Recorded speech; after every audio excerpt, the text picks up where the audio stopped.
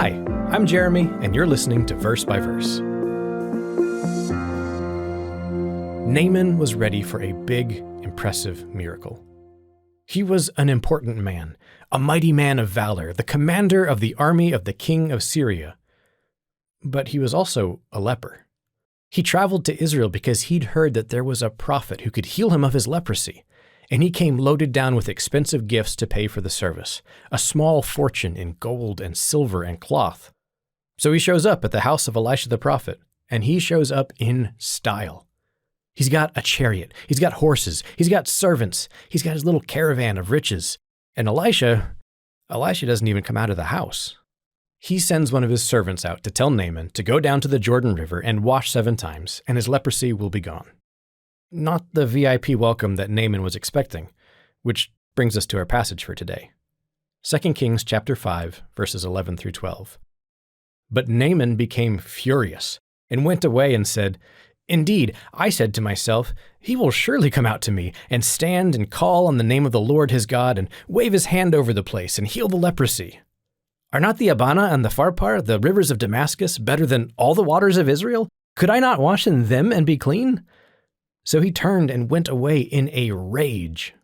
And just reading the verse, you can practically hear his frustration seeping through. Are you kidding me?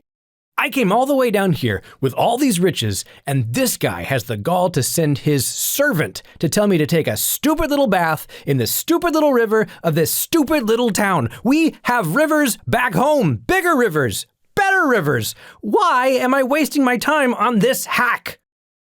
The story could have ended right there.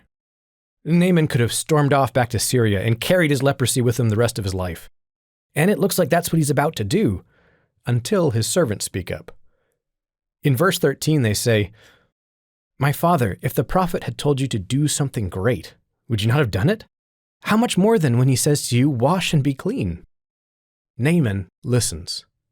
He goes to the Jordan. He washes 7 times, and God takes away his leprosy. He is clean, maybe for the first time in a long time. And he almost missed out. He almost let his pride and his sense of self get in the way of an incredible miracle God was prepared to do for him. He almost decided that someone of his rank and his influence deserved a bigger spectacle, a showy performance from God's prophet, not a message from the prophet's servant. What kind of response do you deserve from God? Because, look, most of us are never going to have the kind of prestige and position that Naaman had. But we can still make the same mistake that he almost made. We can still decide that we deserve a certain kind of response from God or from the people he's working through in our lives. And when we feel snubbed or underwhelmed by what God asks us to do, like we're entitled to something fancier or more impressive, we might find ourselves walking away from blessings or even miracles. The Jordan was not the most impressive river Naaman had ever seen. Elisha's servant didn't come with all the pomp and circumstance Naaman expected to receive.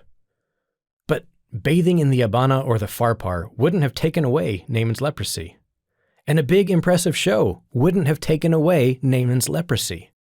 What took away Naaman's leprosy was the act of humbling himself and doing what God had told him to do.